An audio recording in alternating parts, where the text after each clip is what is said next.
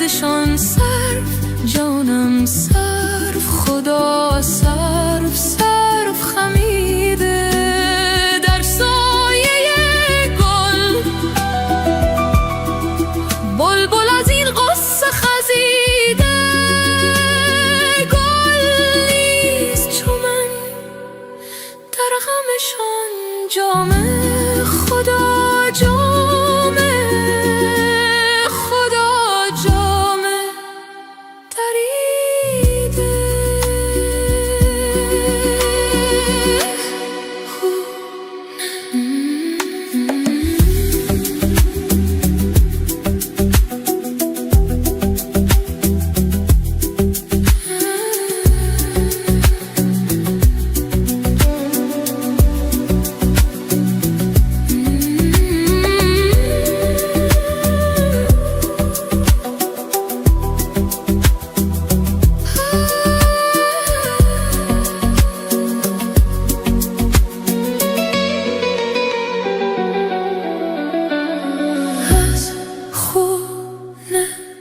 جوانان وطن لاله خدا لاله جانم لاله دمیده از ماتم سر از ماتم سر به قدشان صرف جانم صرف خدا صرف صرف خمیده در سایه گل بلبل از این غصه خزیده گل نیست چمن در غمشان جامه خدا جامه خدا جامه دریده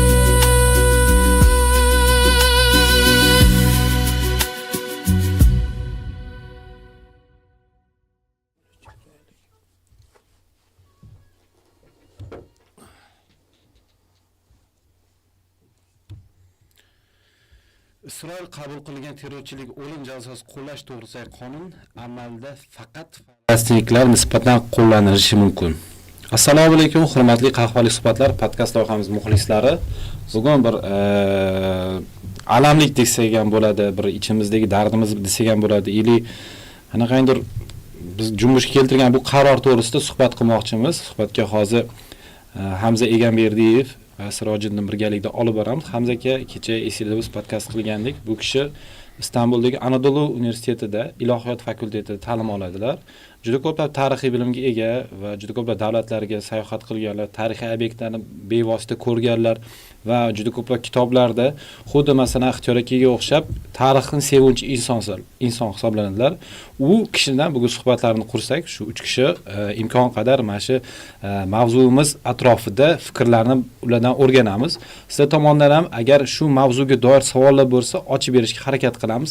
Biz hozir urush aspektidan, ya'ni ikki ta'limot o'rtasidagi farqlar, ikki ta'limot o'zidagi ambitsiyalar ustida suhbat qurmoqchimiz. Hamza aka, shu fikringizni nima deysiz? Ya'ni nima deyapti? Xabar qilinishicha, Knesset, Isroil parlamenti mamlakat jinoyat kodeksiga o'lim jazosini qo'llanish doirasida kengaytirishga oid o'zgartirishlarni tasdiqladi. Yangi qoidaga asosan Isroil fuqarolari orasida qurbonlarga sabab bo'lgan teraktlarni sodir etgan shaxslar uchun osish orqali o'lim jazosi berilishi joriy qilindi. Ya'ni shu terrorizm qilgan Isroil fuqarosiga qandaydir kichkina anaqasi bo'lsa ham, nimadir zarar yetkazganga terrorist deb baho beradi va uni bevosita osish orqali o'lim jazosi. Huquqni himoya qiluvchilar va muxolifat vakillari mazkur qonunni irqchilikka asoslangan deb atab, u faqat falastinliklarga qarshi qo'llanilishi ta'kidlashmoqda. Gap shundaki, endilikda Falastin hududi hisoblanuvchi Iordan daryosining g'arbiy sohili aholisi ishlarini ko'rib chiquvchi Isroil harbiy sudlari terrorizmda ayblagan falastinliklarga nisbatan faqat o'lim hukmini chiqarish mumkin. Ammo agar sudlar xuddi shunday jinoyat uchun Isroil fuqarolarini sud qilsa, qatl etish yoki umrbod qamoq jazosi berish o'rtasida tanlov qilish imkoniyatiga ega bo'ladi. Mana shu kecha qabul qilingan Knesset tomonidan qabul qilingan yangi qaror. Bu nimaga hozir qabul qilindi va bu nimani ortidan bo'layotgan voqealar qanday bu insoniyatga o'zi ta'limot to'g'ri keladi, bu shu fikringizni aytsangiz hozir. Bu ochiqdan ochiq ikki xil standart tatbiqoti qilingan. Ya'ni bir tarafga o'lim jazosi to'g'ridan to'g'ri berilib, ikkinchi tarafga esa o'ylab ko'ramiz, ya'ni uni xohlasak qamoq jazosiga, xohlasak o'lim jazosiga beramiz deyishlik bu adolatdan emas. Albatta. Agar ikki tarafda ham shu qonunni qabul qilganda balki o'ylab ko'rish mumkinki, ha bular to'g'ri qabul qildi degan ehtimol bo'lishi mumkin, qanchadir foiz. Ammo bu ochiqdan ochiq inson huquqini buzilishi albatta to'g'ridir. Inson huquqi tashkilotchilari, insonlar bu haqida to'g'ri fikr bildirishgan. Nimaga? Chunki endi bu narsa yangi narsa emas aslida. Bu huquq masalasiga keladigan bo'lsak, dunyoda huquq anchadan beri chig'iridan chiqib ketdi. Buzilib bo'lgan. Inson huquqlari, xalqaro huquqlar, bu narsa men aslida uncha u narsaga ishonmayman. Ya'ni u yerda inson huquqlari qolmagan ham menimcha o'zi. Nafaqat u yerda. Siz Dunyo. boshqa qayerda borligiga ishonasiz? Afrikada bormi? Amerikada Sudanda bormi? qanchalik qurbon bo'lmoqda deydi musulmonlar. Ko'z oldimizda dunyo hozir halokat yashamoqda. Insoniy bir falokatni ustida turibmiz. Endi siz hozir bu yaqin sharqdagi falokat haqida aytdingiz. Bu tarixi bugun boshlangan narsa emas. Buyuk Nakba deydi, ya'ni buyuk falokat 1948-yilda Isroil davlati o'sha yerda rasman qurilib e'lon qilingandan so'ng kunimizgacha davom etgan og'riqli masala. Butun insoniyatga, butun yer yuziga og'riqli yara bo'lib turibdi. Bu narsa Arab-Isroil janglari bo'lib o'tdi, o'rtada qanchadan qancha yuz minglab, balki millionlab insonlar o'z yurtidan haydab chiqarildi. Keyinchalik xalqaro bosim ostida yana vatanlariga qaytarildi o'sha Falastin xalqini bir qismi. Qolgan qismi esa hozir Iordaniyada, boshqa atrofdagi arab davlatlariga, Misrga ko'chib ketib, o'sha yerda qolib ketishdi. Hatto Iordaniyani 10 million aholisi bor, yarmi falastinlik asli. Shu darajada, ya'ni vaqtida nima bo'lishgan, surgun qilingan. Endi bu surgun masalasiga kelsak, adolatni to'g'risi, ya'ni zolimni qo'lidan adolat qidirish qiyin. Endi 300 million deyishadi ba'zi manbalarda, ba'zilarda undan kamroq yoki ko'proq. Qizil tanlilar, ya'ni o'sha hindularni qirib tashlagan davlatdan adolat kutish yoki qanchadan qancha xalqlarni surgun qilib, qatlon qilib, qatag'on qilgan boshqa bir davlatdan madad kutish yoinki hozir boshqa bir dindoshlarimiz Uyg'urlarni yo boshqalarni misol aytaylikki, ularga qilinadigan bosimlarni qiladigan davlatlardan madad kutish bu aql ishi emas deb o'ylayman. Men shaxsiy fikrim albatta. O'shaning uchun nima deydi? Bu narsani biroz biz o'zimiz o'rtamizda shu narsani muhokama qilishimiz ham bu katta narsa. Buni eng kamida buni bilishimiz kerak. Ongimiz ostida shuni yaxshi ma'lumotlar, to'g'ri ma'lumotlarni bo'lishligi ham biz uchun katta narsa.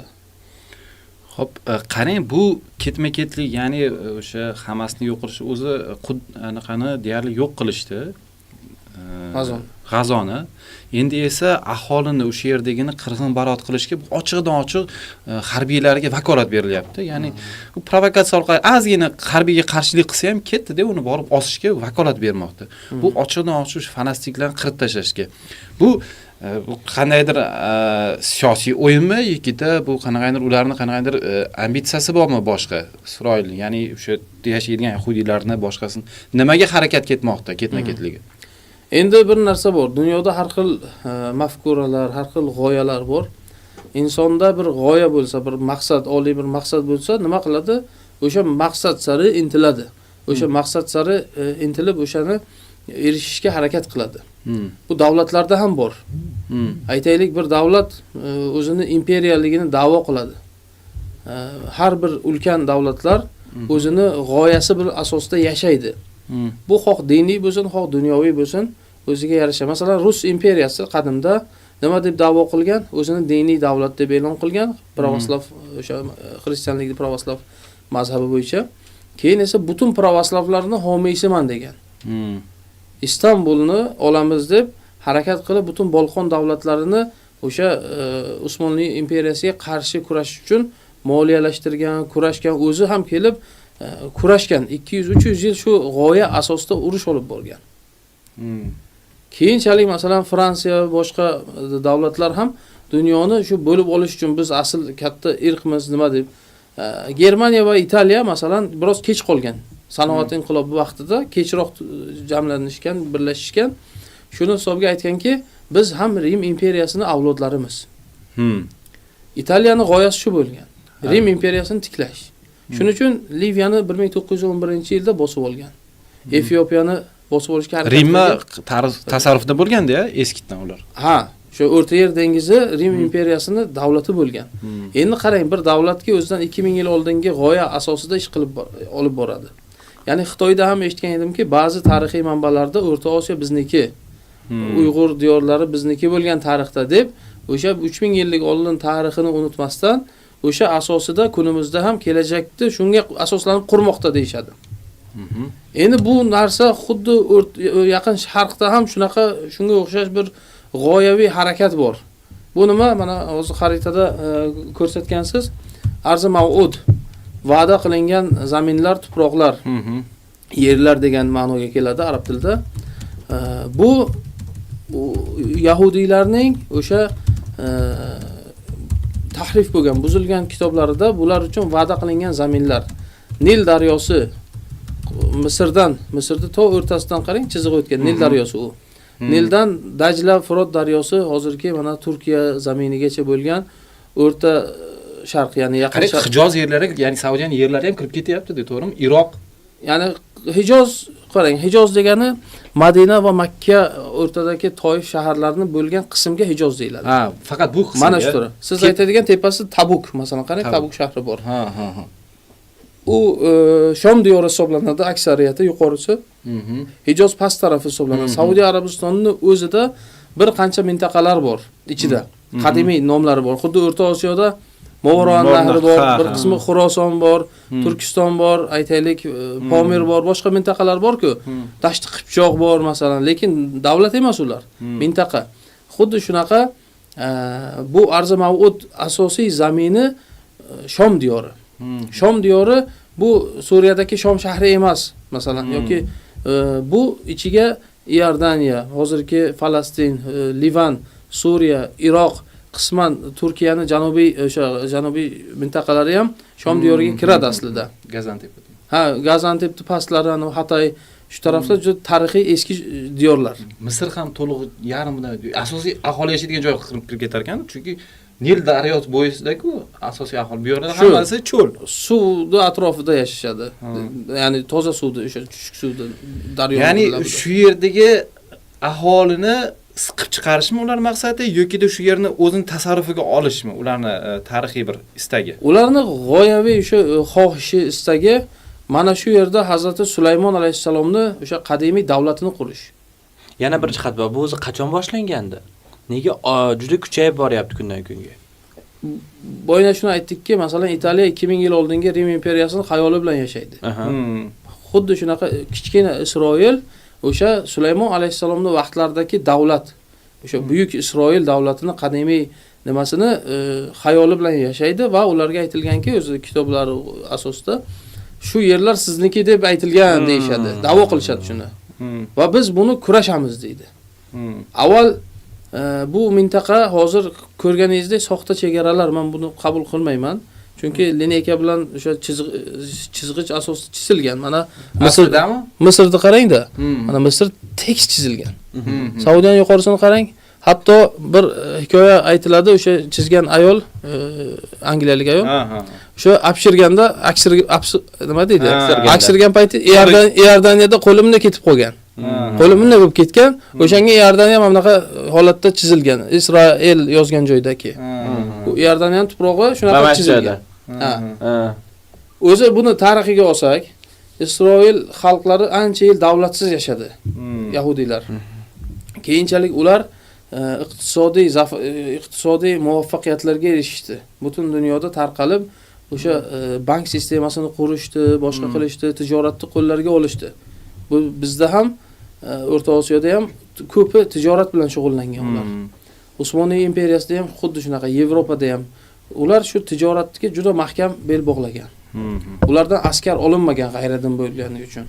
Davlat nimalariga ishga olinmagan. Tijoratdan boshqa yo'l ham qolmagan o'zi aslida. Shu tijoratga nima qilib, keyin vaqti bilan bu joylar bu mintaqa Usmoniy imperiyasining qo'lida 400 yil, ya'ni 4 asr davomida tinch edi aslida. Nima jang, qonli nimalar bo'lmagan. Keyinchalik Sulton Abdulhamid vaqtida Teodor Herzl o'sha g'oyaviy asoschisi Isroil davlatini mana shu joydan Quddusdan zamin so'ragan Sulton Abdulhamid xondan.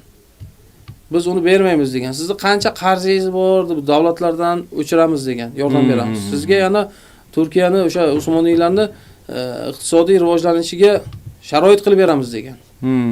Lekin Sulton Abdulhamid xon haqiqiy musulmon edi. Ongli, fikrlik, nima deydi, tarixini bilgan, kelajagini bilgan. Erta u musulmonlarni zaminidan bir qarich yer ham g'ayridinga, kofirga, bir dushmanga berish mumkin emasligini ongli ravishda tushungan inson. Bu faqat din emas, bu davlatni o'zi suverenitetini saqlashga har bir rahbar mas'ulda, to'g'rimi? Chunki suverenitetini himoya qilish faqat diniy forma emas, bu rostmana davlat rahbarining talabida. Yaxlitligi hududini ta'minlash. U har bir o'sha davlatni, u diniy bo'lsin, dunyoviy bo'lsin, vazifasi o'zining davlatini himoya qilishlik. Albatta. Har bir qarich yerini. Albatta, bir qarich yer deb o'tmaslik kerak. Uni arkasidan davom keladi keyin. Shuning uchun qattiq ravishda rad qilib, inkor qilgandan keyin qarashadiki, foyda yo'q. Nima qilamiz? Bu safar Sulton Abdulhamidni taxtdan ag'daramiz. Shuni harakatiga ko'plab kuch ayirishgan. Keyinchalik 1908-yilda ko'p qurolli qo'zg'olonlar bo'lib, 1909-yilda Sulton Abdulhamid xon taxtdan to'liq ag'dariladi. Taxtdan ag'darilib, Selanik shahri hozirgi Yunonistondagi o'sha Usmoniylarning imperiyasining ichida bo'lgan payt Selanik shahriga yuborishadi. Surgunga. Uy qamog'iga. Abdulhamid 2ni. Abdulhamid 2-ni. Xo'p. Keyinchalik Birinchi jahon urushi chiqadi. Lekin o'sha Birinchi jahon urushi vaqtida ham bu Shom diyori Usmoniy imperiyasining ichida bo'ladi. Nima qilishadi? O'sha yerda hozir Iordaniya nomi nima bilasizmi? Iordaniya Hoshimiy qirolligi. Davlatning rasmiy nomi. U payt Hoshimiylar yurg'izgan-a, yo o'sha surgun qilganmidi Saudlar Hoshimiylarni? Makka, Madina o'sha Hijozda voliysi bo'ladi, o'sha hokimi. Usmoniylar tarafidan Usmoniy imperiyasi har bir mintaqani o'ziga xos nima bilan boshqargan asrlar davomida.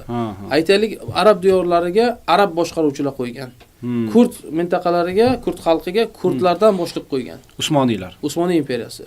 Xuddi shuningdek Makka, Madina shaharlariga Sharif Husayn degan bir inson, Sayyid deyiladi. O'sha odam boshqaruvchi bo'lgan. U odam inglizlar bilan kelishib Usmoniy imperiyasiga qarshi bosh ko'taradi. Inglizlar unga qurol, yarog' o'sha vaqtda ko'p yordam berishadi. Sababi aytishadiki, senga butun arab imperiyasini qachongacha turklar bilan yashaysizlar dedi.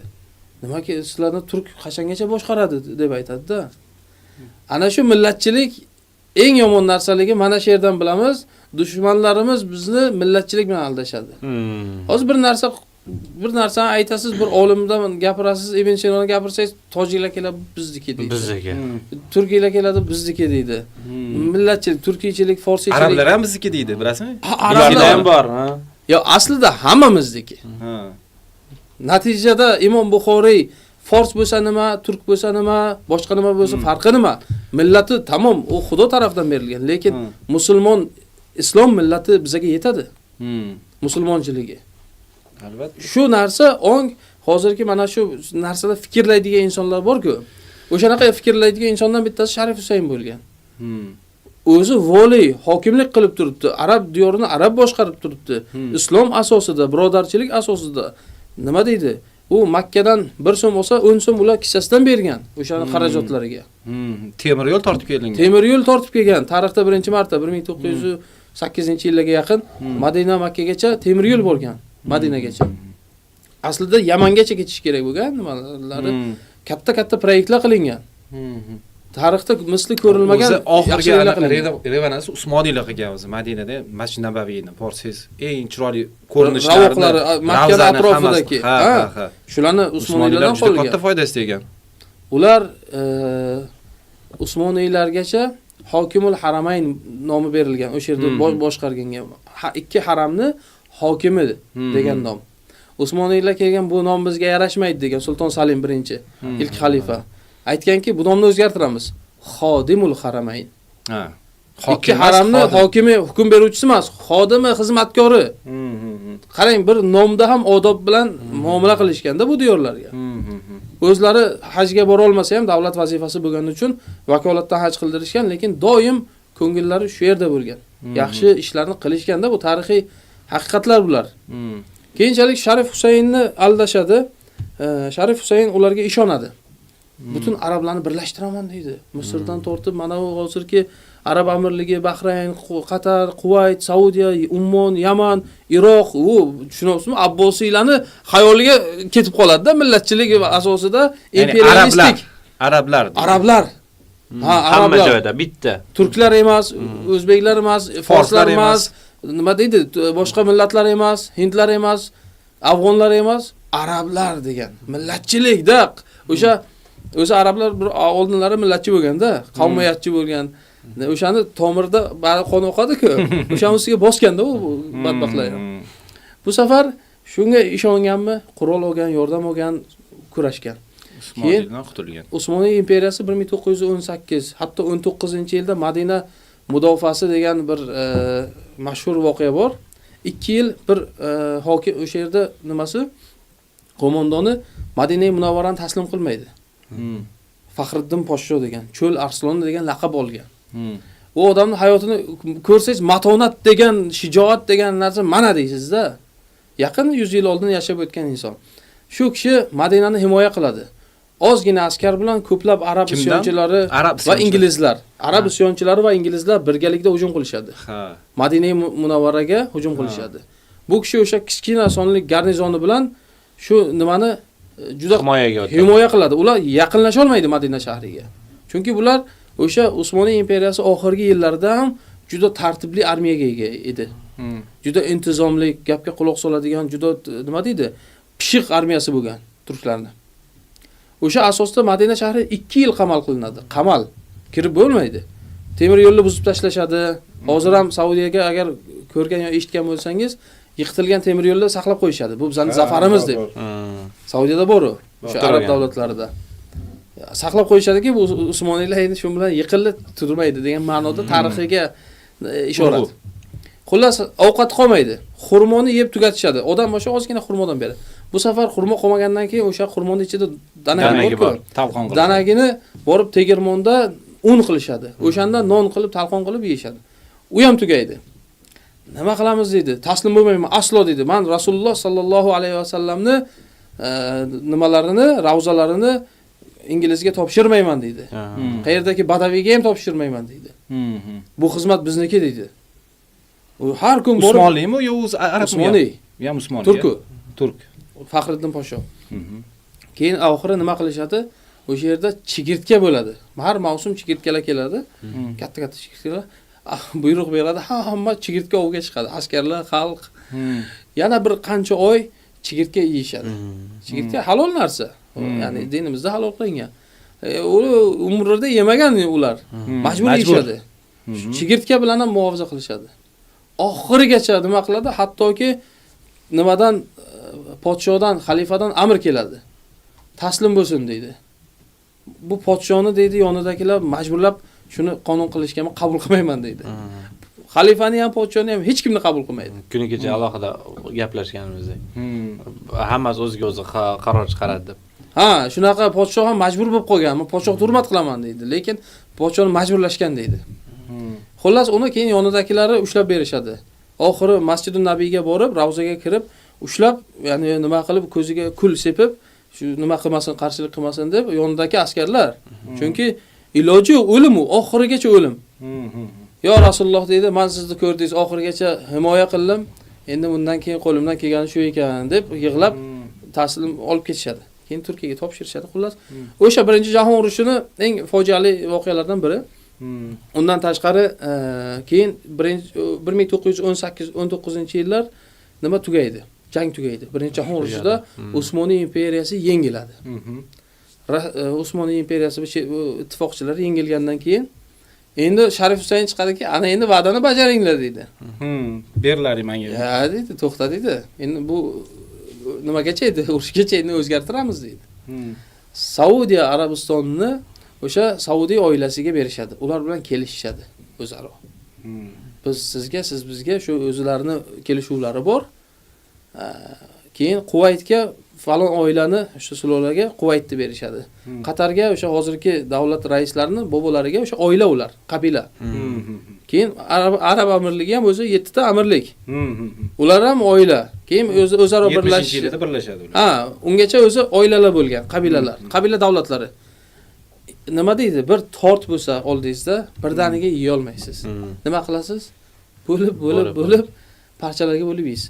Ularning ham nima maqsadi bor? Bo'l, parchalar, boshqar. Ularga bitta katta Arab imperiyasi kerak emas. O'shaning uchun chizib, nima qilib, ayirib, mana Suriya, Livan, bular alohida qilib. Yo'q, buni berishmaydi. Suriya, Livan va bu diyorlar fransuzlar oladi. Keyin mana bu Quvayt, Iroq va bir qancha joylarni inglizlar o'ziga oladi. Saudiyani Saudiyalarga topshirishadi. Keyin boshqa davlatlarni topshirishadi. U yerda Isroil davlatini qurish uchun harakat boshlanadi. Isroil davlatining hududi inglizlarga tushadi, ulushi. Endi sen ham xizmat qilding, sen ham quruq qolma, hay, senga endi nima deydi? Seni ham qo'ling bo'sh qolmasin, bo'sh qaytmasin. Ha, quruq qolma deb hech nimasi bo'lmagan Iordaniyani ularga chizib berishadi. Sharif Husaynga. Sharif Husaynning avlodlari hozir o'shani Iordaniya davlatini boshqarishadi. Na nefti bor, na gazi bor, bitta turizm nimasi bor. Nima deydi? Tarixiy joylari bor. Uni olib tashlasangiz biron atrofdagi arab davlatlariga boyligi yo'q. Hech nimasi yo'q. Faqat turizm bilan kun ko'rishadi. Asosan. Qadimiy Petra shahri bor, boshqa bor, ya'ni ulug' yaxshi joylari bor, diyorlari bor. Lekin mana shu katta nimadan, mana shu stolchalik joydan ozgina bir nima ulush berishadi. O'zi Isroilda falastinliklar necha foiz tashkil qiladi? Agar nima bilan qo'shsangiz, agar G'azo va g'arbiy sohilni qo'shsangiz, o'zi G'azoda 2 milliondan ziyod aholi bor. Nimada ham 1 million atrofida chiqishi mumkin, bir 3 million. Ya'ni bir 10 millionlik aholisi bo'lsa, 3 millioni aslida arab. Shu daraja ko'p. Nimasi? Agar ularni ichiga qo'shsangiz, umumiy olganda, chiqarsangiz agar kam bo'ladi ulushi. Xo'p, o'sha birinchi jahon urushidan keyin bo'lib berildi. Saudiya o'shanda qachon tashkil davlat o'laroq o'zini e'lon qildi? Saudiyalar aslida bundan oldin 1850-yillarda Diriya degan bularning qadimiy poytaxti bor, Riyod atrofida. Najd degan, Najd Arabistonning o'rtasi. Ana shu Riyod bor-ku. Mana Riyod. Ana shu taraflarda Diriya degan qadimiy shahri bor ularning. O'sha hozirgi davlat boshqaruvchilari ana shu, hozirgacha saqlanib qolgan. Saqlangan, u mana tarixiy saroylari bor, biroz nima deydi, badaviylarning uylari saqlab qo'yishgan uni. Hozir ham borib sayohat qilishingiz mumkin ko'rib. Ana shu Diriya markazli bir qo'zg'alon bo'ladi. Vahobiylar deymiz-ku. Muhammad ibn Abdul Vahhab tarafdorlari va Saudiy oilasini o'sha vaqtdagi qiroli birlashib Makka, Madina, Toifga hujum qilishadi. Usmoniy imperiyasi o'sha vaqtda biroz zaiflagan, kuchsizlangan holatda ulgurmay qoladi. Chunki tashqi dushman ruslar bilan Avstriya, Vengriya bu taraflarda jang olib borayotgan vaqtda ichki qo'zg'alon chiqadi ichkarida. Chunki cho'l mintaqasi, borish ham qiyin, kelish ham qiyin. Lekin ular o'sha yerdan qurollanib, qurol aslaha olib ketib Makkada, Madinada, Toifda qirg'in qilishadi. Sahobalarni qabrlari, ziyoratgohlarni buzib tashlashadi. O'sha yillari. Ko'p bir 10 yilga yaqin ularning qo'lida qoladi. O'zlarini e'tiqodiga o'tishga majburlashadi. Makka, Madina ahli sunna nimasida bo'lgan. Bu salafiylik, vahobiylik kabi tushunchalar ularga yot bo'lgan. U yerda ko'plab olimlar bo'lgan, ilm markazi bo'lgan, xuddi boshqa islom diyorlari kabi. Ular qurolli o'sha nima qilishadi, buni ko'pchilik bilmaydi. Tarixda bo'lgan bu narsa bu. Keyin Usmoniy xalifasi Sulton Mahmud vallohu alam Misrdagi voliysi o'zini hokimi bo'lgan Muhammad Ali Poshoga aytadiki, bu qo'zg'olonni yo'q qil deydi. O'g'lini yuboradi. Ibrohim Posho bilan To'sin Poshoni. Ular borib ikkalasi ana shu Makka, Madinani qaytarib olishadi. Hattoki ketib Diriya, o'sha hozirgi Riyod shahrigacha ularni quvlab borishadi. Quvlab borib o'sha yerda butunlay yakson qilishadi. Ular keyin cho'lga qochib ketishadi. Butun o'sha hozirgi Saudiylarning bobolari. Cho'lga qochib ketishadi, lekin kattalarini ushlashadi. Olib Istanbulga yuborishadi. Istanbulda so'roq savol qiladi, bularning e'tiqodiy buzuqliklari, har xil buzg'unchiliklari, bu qilgan musulmonlarga zararlari uchun o'sha yerda qatl qilinadi. Fatvo beriladi, bular osilishi, o'ldirilishi kerak. Rasululloh aniq ketganda, ta'limoti ham, fikri ham. Ha, yo'q, hammasini analiz qilib, tekshirib, nima qilishgan? Xalifaga bosh ko'tarish o'sha vaqtda. Keyin ham musulmonlarning qonini to'kish. Undan tashqari har xil eski nima deydi? Salafiy deymiz-ku kunimizda buzg'unchilik fikrlarini o'sha yerda tarqatishganda, xullas. O'sha davrdan boshlangan ekan-da, o'zi hozirgi ko'pgina anaqalani. O'sha aqida borasida. Xuddi shunaqa. Keyin bu yo'qolib ketadi ancha vaqt. O'zaro kichkina nima bo'lib ketadi.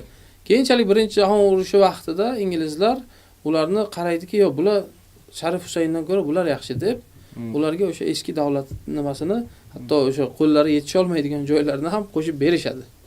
Makka, Madina bo'lsin, Toif bo'lsin, nima Tabuk bo'lsin, 2 million kvadrat kilometr. Hozir Saudiya O'zbekistonda 5 barobar katta hudud. O'zbekistondan 5 barobar katta hudud ularga beriladi. Xullas, endi u kelishuvlari nimalari o'zlariga xos mos bo'ladi. Keyin Ikkinchi jahon urushi davrida endi bu birinchi nima bo'ldi? Katta bo'lgan nimani imperiyani parchalashdi, Usmonli imperiyasini. Hatto o'sha boshiga o'zlariga quloq soladigan insonlarni olib kelib qo'yishdi. Umuman Turkiya islom dunyosiga qaramaydigan holatda o'ziga o'zi zanjirband qilib qo'yildi. Chunki bilsangiz, Turkiyada ham endi islohot deyshadi, ifsodot desak ham bo'ladi. Buzg'unchilik nima ishlari ko'p bo'lgan. Aytaylik, tarixda alifbosi almashtirilgan, masjid madrasalari yopilgan, islomiy nimalar, hatto azonni turkcha ayttirishganda shu harakatgacha olib borishgan. Haj, umra yopilgan, madrasalar yopilgan, olimlar nima deydi, qatag'on qilingan, daraxtlarda osilgan. Ana shu necha kilometr Fotih shahri bor, nima tumani bor, Eminönügacha 3 kilometr daraxtlar qilingan, olim osilgan har birida. Bir jallod aytgan, men o'zim 3000 tami olim osdim degan. Bunaqa jallod qancha bo'lgan? Xullas, shunaqa qilib musulmon olamini boshiga o'tgan asr eng falokatli asr. Bir tarixga qarasang, Mo'g'ullarning vaqti qanaqa bo'lgan? O'tgan asr ham shunga yaqinroq bo'lgan. Endi Mo'g'ulchalik bo'lmagan, lekin yana bir boshimizga kelgan falokat. Xo'p, undan o'tdik. Endi Ikkinchi jahon urushiga yaqinlashdik. Qarang, Ikkinchi jahon urushigacha bo'lgan orada Suriya, Livan, hatto Turkiyani Marash, Antep bir qancha joylari fransuzlar tomonidan bosib olinadi. Mana shu Suriyada. Ha, keyin turklar o'zlari davlat emas, xalq qo'zg'alon qiladi. Bittasini kichik ozroq aytib o'tay. Sudchi imom qo'zg'aloni Marash shahrida. Marashda bir kun fransuz askarlari ko'chada nima deydi, nazorat qilib yuradi-ku askarlar, shaharda nima deydi, nozirlari. Yurishsa bir ayol keladigan bo'lgan, niqobli, yuzi yopiq. Yuzingni ochasan degan.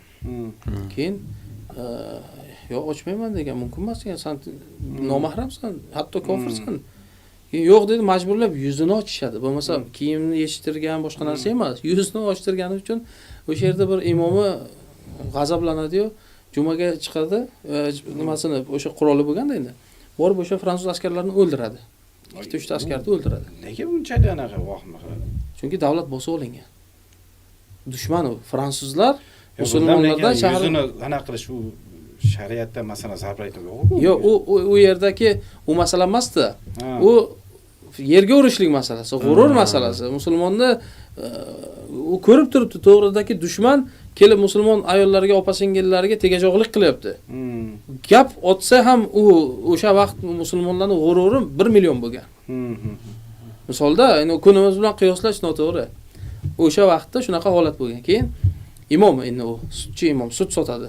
Imomlikdan tashqari tirikchilik sut bilan shug'ullanadi. Keyin o'shalarni o'ldiradi. Jang o'zi o'sha vaqt katta janglar vaqti. Keyin jumaga chiqadi-yu, bu diyorda juma namozi o'qilmaydi dedi. Xalq hayron qoladi. Chunki deydi, biz deydi dushmanning ishg'oli ostiga tushib qoldik deydi.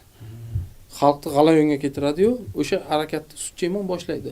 Va o'sha xalqning o'zi kimdirning quroli bor, kimdir o'sha boltasi bilan nimasi bilan bo'lsa ham kurashga qatnashib, fransuz o'sha bosqinchilarini Marash shahridan haydab chiqarishadi. Nechinchi yili bu fransuzlar?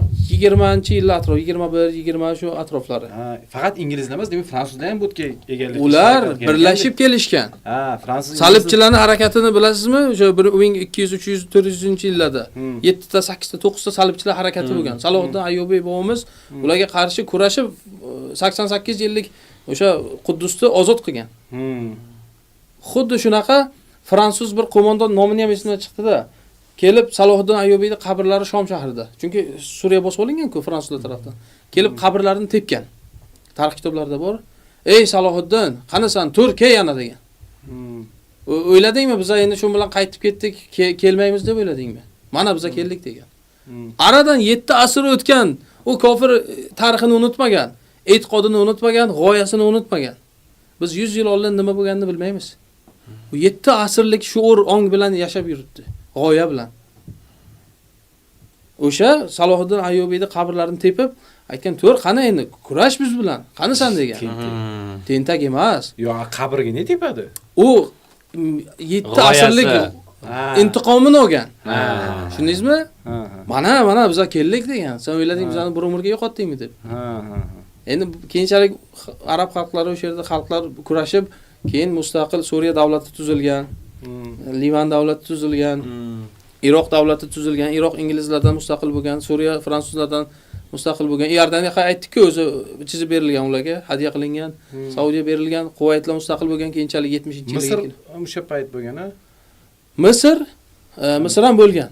Misrda boshida qirollik bo'lgan, Qirol Faruq nimalar bor tarixida. Lekin Misr o'ziga o'zi nima qilib qo'yilgan. Misr ham keyinchalik Jamol Abdul Nosir vaqtiga kelib qo'zg'alon bo'lib, nima edi, sotsialniy davlatga aylanadi. SSR bilan yaqin bo'ladi. Keyin o'sha vaqtda urushlar bo'ladi. Xullas ungacha u keyingi period Isroil davlatini tayyorgarlik ko'radi inglizlar. Mana shu joyda hozirgi Isroilni hududi inglizlarning mandasi bo'lgan, inglizlarning hududi bo'lgan. Ularning ulushiga tushgan joy bo'lgan. Inglizlar atali mana shu yer bizaga degan. Quddus atrofini. Keyin davlat qurish harakatida 1948-yilda Ben Gurion o'sha nimasi davlatda e'lon qiladi dunyoga. Tez qabul qilinadi.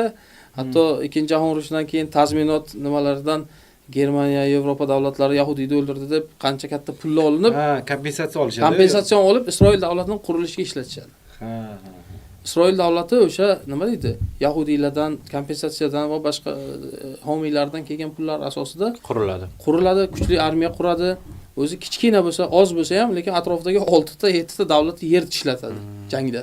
67-yil. 67-yil. Arab-Isroil jangi. 6 kunlik urush. 6 kunning ichida ana bu nima deydi? Sinay yarim orolini bosib oladi. Ya'ni Isroilni bosib oladi. G'arbiy sohillar bilan. G'arbiy sohillardan tashqari Misrni mana bu hozir Osiyodagi qismi bor-ku, Sharm-el-Sheykdan yuqorisi. Ana shularning hammasini bosib oladi. Keyin yana jang bo'ladi. Ular arablar ham endi puxtalashadi-da.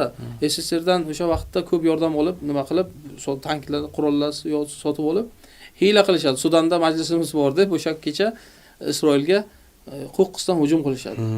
Isroil sal qolsa yo'qolib ketishi mumkin bo'lgan, lekin yana katta og'alari, hozirgi og'alari o'sha vaqtda ham og'alik qilib, o'rtaga kirib saqlab qolishadi. Isroil davlatini. Bo'lmasa Isroilda ichigacha kirishgan musulmonlar ham. Arablar shu yili. 71-yilda jang bo'lgan, shu 60-70-yillar atrofida, hozir yilini aniq eslay olmayman. Xullas keyin kelishgan. Nimalar arablarni aslida Isroil butunlay chiqarib yuborgan. Iordaniyaga haydagan hammasini. Suriyaga, Livanga, Misrga haydagan. Yo'q degan. Ular keyin mana shu mag'lubiyat alamini nimasini totib ko'rgandan keyin aytishgan G'arbiy sohil va G'azoni beramiz degan. Majbur. 67-yilda bo'lgan voqea. Ha, o'sha 67-yillardan keyingi voqealar. Qancha xalqi Yosir Arafat boshchiligi o'sha vaqtda qaytishgan nimaga? Va hozirgi arablarni yashaydigan joyiga. Majbur shuni qabul qilishganda oxiri. O'sha qism berilgan ozgina. Aslida butun Isroil hududi Arab hududi. Arab diyorlari. Faqat o'sha yerga keyin nima qilib qo'yishganda. Endi bu safar dunyoni tinchlanishini, biroz muhitni kutishdi ular. Tayyorlanishdi, iqtisodiy, harbiy salohiyatini qilishdi, atom bombasigacha ega ular. Misolda dunyoda hech kim bomba qilishga haqqi yo'q, lekin ularda bor, ko'plab bor. Mintaqada bitta shularda bor. Xo'p, mana bir ikkita savollar chiqdi-da o'rtada. Labay. Millat nizolariga sabab bo'lgan gaplar. Biz hech qanaqa millat nizosi emas, biz tarixni gapirdik. Biz shaxsiy hech kimga g'arazimiz yo'q. Biz mana hozir gapirgan gapimiz 80-yilgacha bo'lgan voqea. Tarix bor gaplar. Ha. Kunimizda gapirganimiz masala. Tarixdan gapiryapmiz. Tarix oqisi bilan qorasi bilan tarixdir. Nima uchun tarixdan gapirmasligimiz kerak? Nima uchun millat qaysi millatni nizo qildik? Yahudiy millatidan juda yaxshi insonlar chiqqan, olimlar chiqqan.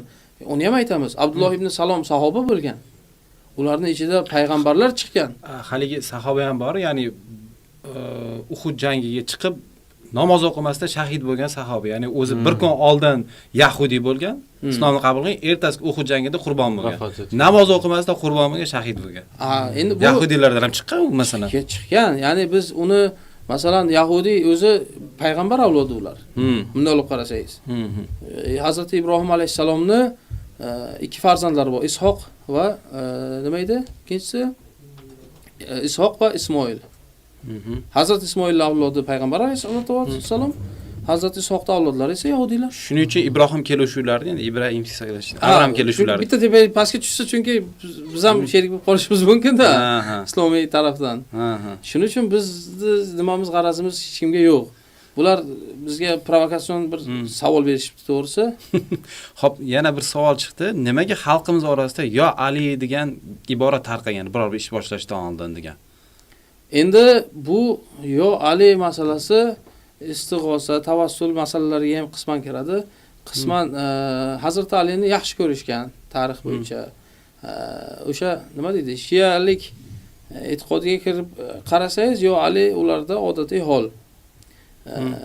Aytaylik, misol ularning mazhablari bor, boshqalari bor. O'zi muxlis tavsiyalar kechagi podkastni ko'rishsa, o'shani ancha bayon qilgansiz. Ya'ni forslarni bizga ta'siri, ya'ni an'analarimizga, bizning so'zlarimizda, masalan, xuddi shu namoz deydiganimiz forscha so'z deydi. Ya'ni arablar uni salat deydi. Ya'ni juda ko'p ta'siri bo'lgan forslarni bizga, to'g'rimi? Adabiyotda, kundalik foydalanish so'zimizda, madaniyatimizda o'zi bilsanglar, O'zbekiston arxitekturasi yo'q, O'zbekning arxitekturasi. Deyarli biz forsdan ko'chirganmiz yoki-da Yevropa davlati. Hind, fors. O'zbekning arxitektura anaqasi emas, Samarqand boshqa emas, u forsy, to'g'rimi? Eronga borsangiz hammasini ko'rasiz. Ha, xuddi shu. Endi afsus millatimiz hozirgi anaqasi shu. Yo'q, bu mana qarangda, hozir bu narsa past ketish emas. Bizning ota-bobolarimiz ko'chmanchi bo'lgan. Qabul qilishimiz kerak. Azaldan ko'chmanchi bo'lgan. O'tovda yashagan. O'tov nima uchun qurishmagan? Kungacha o'tov qadrlanadi bizda. Bizga emas, shu qonimizga singib o'tovga kirsak maza qilamiz, bilasizmi? O'sha nimamiz, ajdodlarimizni nimasi deydi, nima deydi? Geni tortadi-da bizda. O'shaning uchun o'tov bizlar uchun bir avvalgi uyimizda, qadimiy nimamiz. Endi Oltoy diyori bor, Sibir, o'sha tepadan nima deydi? O'sha mintaqalardan Turon mintaqasi qadimiy, ko'pincha dashtlik mintaqalar. Yaylovlari keng, o'tlovlari keng. Shuning uchun ulardan shu janubga kelib, o'sha necha asrlar davomida bu diyorlarga kelishgan. Keyinchalik o'troq hayotga o'tishgan. Ko'p qavmlar dunyoda ko'chmanchi bo'lgan. Bu narsa tariximiz bizda. Kelib mana Turkiyada borsangiz agar Ayasofya bor. Usmoniylar butun nima masjidlarini Ayasofiyaga o'xshash shaklda qilishgan. O'sha ma'qul bo'lgan, o'sha mintaqa shuni ko'targan. Hozirgacha dunyoda mashhur. Mashhur. Biznikilar Erondan, Hindiston shu taraflarni me'morchiligini olib ishlatishgan. Ya'ni bu dunyo aslida umumiy merosdir insoniyatda. Biz nima uchun xulosaga fikr olishadi. yo'q, dunyo umumiy uyimizdir. Mhm. Nima uchun biz o'zimizni faqat O'zbekistonga tiqib qo'yishimiz kerak? Mhm. Ya'ni kengroq nima deydi? Qushga o'xshab qarash kerak. Teparoqdan qarash kerak. O'zbekiston vatanimiz, jonimiz, yurtimiz, qonimiz, kindik qonimiz to'kilgan yurtimiz. Albatta jonimiz fido vatanimizga, lekin Tojikistonchi, Qirg'izistonchi, Qozog'istonchi, Sibirchi. Mana Sibir xonligi bo'lganmiz bolarimizda. Mhm. Dashti qipchoq deymiz, ha? Qanaqa ot choptirishgan mana hozirgi Astraxan bu taraflarda. Mhm. Eron deymiz, hay, vaqtincha hozir Quddus Isroilning qo'lida bo'lsa, misol deylik. Bizni muqaddasligidan tushib qoladimi? Mhm. Yo'q, u tarixiy anaqasi. Tarixiy u narsa. Andalus hozir Ispaniya, Portugaliyaning joyi. Qadimda shunaqa madaniyatlar gurkiragan, qirollari iltimos qilgan shu madrasalarga bizni farzandlarimizni oling deb iltimosnomalar yuborgan xalifalarga. Shunaqangi ulug'vor joy bo'lgan. Azalda. Asrlar davomida. 1800-yillar Londonda kechasi qop-qorong'i bo'lgan. Ko'chalari loy bo'lgan. Fransiyaning o'sha poytaxti Parijda. Lekin 1000-yilda Qurtubada, hozirgi Kordova deydi-ku, ko'chalari yop-yorug' bo'lgan, chiroqlari oydin bo'lgan.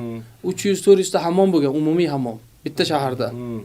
Ispaniyada tashqari o'sha boshqa davlatlarda 700 yildan keyin ham bu darajaga yetib kelmagan.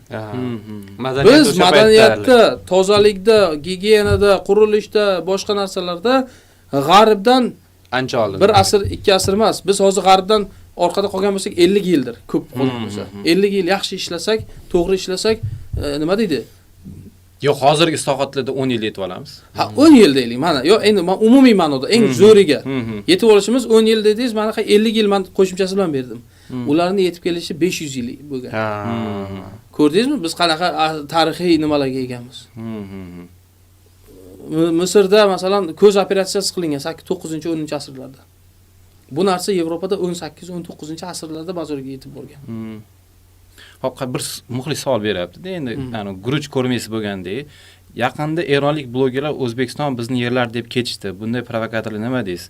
Bu hamma joyda bo'ladi xuddi shunaqa provokator, to'g'rimi? To'ppa-to'g'ri. Forsiylarning ichida ham bor, xuddi shunaqa. Tojiklarda bor, afg'onlarda bor. Bilib bo'lmaydi, u fors o'zi bloger tegi forsimi yoki qaysidir boshqa davlat interesiga o'ynaydigan anaqa bormi, davlat bormi, endi ularda bo'lsa tabiiy provokatorlar hamma joyda topiladi.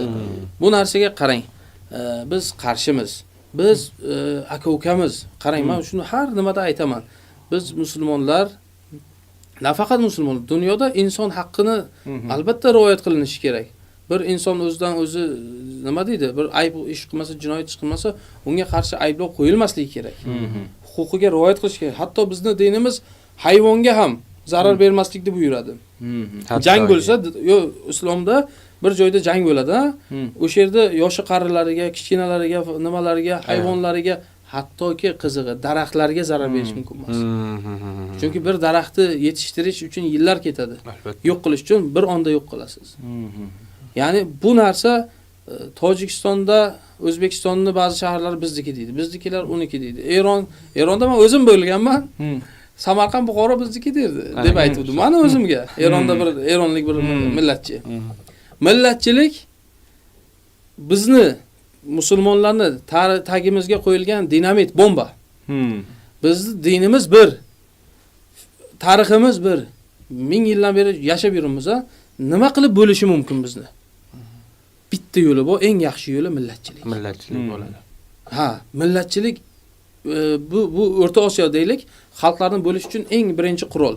Kim shu millatchilikka yopishsa, bilingki u eng aqlsiz, eng pastkash odamdir. Biz millatini inkor qilmaymiz. Tojik bo'lsa, un tanlovi emas. Sizni o'zbek bo'lishingiz, sizni masalan turkman bo'lishingiz, meni qozoq bo'lishim misol deylik. Taqdiri. Taqdiri Xudodan peshonamga berilgan. Uni men tanlamaganman. Ona qorindaligidan farishta yozib ketgan, bu shunaqa bo'ladi deb. Tamom, qadarim. Lekin tug'ilganimdan keyin u men uchun qo'shnim, akam, ukam, yorim, do'stim, tamom. Bir-birimizni tanishligimiz uchun Xudo bizani har xil qilib yaratgan. Muomala qilishimiz uchun, oldi berish uchun, hayot sal qiziqarli bo'lishi uchun. U bir-birini past ko'rish emas. Dinimiz bu narsani qat'iyan taqiqlaydi. Millatchilikni. Qarang, hozir mana bunaqa narsa bor. Biz dunyoda millatchilik qilib o'zimizni ayirdik, keyin o'zaro ayrilamiz yana. o'zbek, qozoq, qirg'iz, turkman kabi 5-6 emas, 55 parchaga bo'linamiz. Yetadimi? Yo'q. O'zbekiston bo'ldik, ha. Keyin nima chiqadi? Men Samarqandlikman deyman. Siz Toshkentlikman. Men Qoraqalpoqman deydi. Men Qoraqalpoq ustunman deydi. Keyin hay Toshkentlikni ustun deb oldik deylik. Misolda bunaqa gap yo'q. Keyin Toshkentlik aytadiki, viloyatlik deydi, shaharlik deydi. Bu ketaveradi. Millatchi. Hatto bir o'sha Toshkentning ham markazidan oldik deylik. Men deydi falon urug'dan deydi. Bu falon urug'dan. Bu pastroq deydi. Buni oxiri yo'q. Ha. Buni o'shaning uchun boshidan chek qo'yish kerak. Shunaqa. O'zi masalan esingizda bo'lsa, bir mustaqillik 20 yil uchun millatchilik deb qo'shni hammasini blok qilib qo'ydik-da atrofimizda. Hamma joyimiz yopiq edi. Oqqa qilmay, boshqa qilmay millatchilik. U men o'zimizni boshqa deb. Mana hozir chegaralar ochildi, qanaqa tez rivojlanyapti iqtisodiy? Ha? Hamkorlik. Ya, shuni bo'ladi o'zi. Ana shu Hamma xursand. Xursand hamma. Ochilganda, ha. Yo'q, foydada. U masalan shunaqa oilalar bor Samarqand, Tojikiston bilan chegarada. Qiz bergan, qiz olgan. Xuddi shunday. Viza bo'lib qoldi, shu yarim soatda Tojikistonda bo'lasiz Samarqanddan yo'lga chiqsangiz. Hozir Panjakentda. Ha, hozir shunaqa. Bemalol kirib chiqasiz. Oldinchi Toshkentga bor, viza ol, keyin yo'l bilan kirish mumkin emas, samolyot bilan ketish kerak. Shunaqa qiyin qilib tashlashdi. qo'shnimiz bo'lardi. Bechora qizini Tojikistonga borib ko'rib kela olmasdi. Ammo bizada ham aslida bobo otaxon bo'lardi. Toza qiynashardi dedi. O'zi 2-3 yilda bir borardi. Bechora boboydi to kiyimlargacha yechib tekshirib. Shunaqa. Shuning uchun azizlar, oramizda shunaqa fikrlilar bo'lsa, tushuntiraylik, millatchilik, milliyatchilik hammasini unut. Bir mintaqada yashaymiz, ahil bo'lib, iqtisodiy rivojlanish kerak. Mana bu Eronda bo'layotgan vaziyat ham hammamiz istaymiz tezroq to'xtash. O'zi kecha ko'rgan bo'lsangiz, Misr prezidenti ham Sisi aytdi, Trampga qayta iltimos to'xtating bu urushni. Qayta iltimos qildi aytganingizdek. Mana shu mintaqadagi hamma manfaatdor, chunki bu dunyoni iqtisodiyotini qulatadigan hodisalar yuz bermoqda. Ketma-ketligida. Endi qarangda, aka, bu hozir bizga nima deb ayta olmaymiz. Sababi Fors ko'rfazidagi iqtisodiy jarayon butun dunyoga ta'sir qiladi. O'sha yerda kemalar o'tmay qolsa, dunyoda neft narxi ko'tarilib ketadi. Hozir xuddi shu yurib bo'ldi. Ha, urush boshlanishi. Mana Amerikada narx-navo qimmatlashib ketdi deb kecha bir Samarqandlik akamiz nolib yotibdi-da, 2 barobar ko'tarildi hamma hayot qimmatchiligi dedi. Bu degani O'zbekistonga pul kelishi 2 barobar kamayadi degan. Ha. Buni ta'sirini O'zbekistondagi aravakash ham sezadi, dehqon ham sezadi. Kerak bo'lsa. Hozir unaqa nima deydi, urush tarafdori bo'lishlik noto'g'ri narsa. Chunki endi bir avvallari masalan bir davlat bilan urush qilganda zarar ikkalasiga tekkan. Bu davlat talafot ko'rgan, bu davlat talafot ko'rgan, bittasi g'animat olgan, bittasi o'lpon to'lagan. Xullas o'zaro bo'lgan. Hozir unaqa emas. Hozir globallashib ketdi dunyo. Masalan, kissangizda $1000 pul qo'ysangiz, u umumiy iqtisodga ham ta'sir qiladi. Buni olib qarasa, banklar sistemasi bo'lsin, xalqaro nimalar. Bir odam Turkiyada yashasa, yo Hindistonda yashasa, o'sha Qatardagi, Erondagi yo Saudiyadagi yo Isroildagi jang mutlaqo hammaga ta'siri bor. Ya'ni primoy deydi-ku, to'g'ridan to'g'ri bo'lmasa ham, ya'ni illoki ta'sirini ko'radi. Zararini hamma ko'radi. Rahmat Hamza aka suhbatingizga. Xudo xolisa yana shunaqa turkum kurslar davom ettiramiz. Bizni kuzatishda davom etinglar. Agar manfaatli bo'lgan bo'lsa suhbatimiz xursandmiz. Bizning maqsadimiz hamma shu atrofdagi xalqlarni, boshqasini tarixini bilib bir nima deydi, jipschilikda yashashga, hamjihatlikda yashashga biz anaqamiz. Bu hozir Eron va Isroil AQSh o'rtasida bo'layotgan nizolarni hammamiz tezroq tugashining manfaatdorimiz. Iqtisodiy jihatdan ham va bu insoniylik jihatdan ham bu mirni nima deydi, xalq tinchlik tarafdorimiz. Bizni kuzatishda davom eting. Rahmat savollaringiz uchun. Agar nimadir joyda bilimsizlik qilgan bo'lsak yoki savolimiz noto'g'ri bo'lgan bo'lsa, ko'rdik, bizni ayblashdi, uzr so'raymiz. Endi imkon qadar shu ekspertlarimizga to'g'ri savol berib, sizlarga manfaatli informatsiyani yetkazishga harakat qilamiz. Rahmat. Lekin Hamza aka bilan suhbat qilish zo'r ekan. Bu kishini faqat eshitasiz, u savolingizni javobga tez ulab ketaverar ekanlar. Tarix va bugungi holat bilan ham bog'lab berganlar zo'r bo'ldi. Rahmat. Yana suhbatlaringizga mushtoqmiz. Sizlarga ham avvalambor tashakkur aytamiz. Ya'ni bu tashkil qilgan narsalaringiz xalqimiz uchun manfaatli, foydali. Albatta davlatimiz ham Alloh rozi bo'lsin, bu yaxshi ishlarini bardavom qilsin. Mana ko'rib turibmizki, qancha yaxshi islohotlar, yaxshi narsalar qilib ko'z turibdi. tegmasin. Ya'ni bir narsani muammoni hech bo'lmaganda gapirish ham bu katta daraja. Albatta. Mayli u keyingi to'g'rilanish boshqasi ikkinchi masala. Lekin gapirish, so'z erkinligi, mana bunaqangi bemalolchilik bu juda katta ulug' ne'mat. Shuning uchun shukr qilsa doim ziyoda bo'ladi. Biz Xudoga shukr deymiz, bu holatimiz yaxshi. Inshaalloh bundan ham yaxshi bo'ladi, yana ham yaxshi bo'ladi. Shuning uchun bu nima boshimizda turgan kattalarimizga katta rahmat aytamiz avvalo. Bekzod aka aytganlaridek 10 yil. 10 yilni yetib olamiz. Shu Yevropani Agar mana gaz bo'lsa, 10 yil. Albatta. Ha, inshaalloh. 50 yillar nomeradin bo'lamiz. Albatta. Rahmat kattakon. Rahmat, salomat bo'linglar.